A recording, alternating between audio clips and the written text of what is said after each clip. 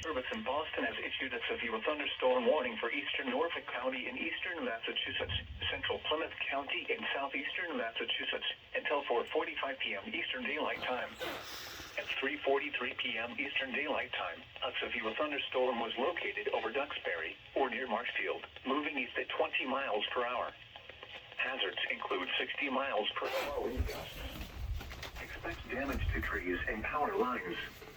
Locations impacted include Plymouth, Weymouth, Bridgewater, Marshfield, Middleborough, Hingham, Situate, Pembroke, Rockland, Abington, Duxbury, Whitman, Hanover, East Bridgewater, Kingston, Carver, Norwell, Henson, Halifax, and Plimpton.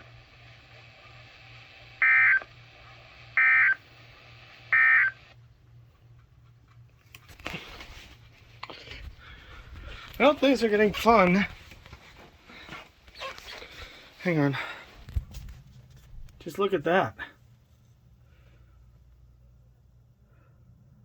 Bundles of fun.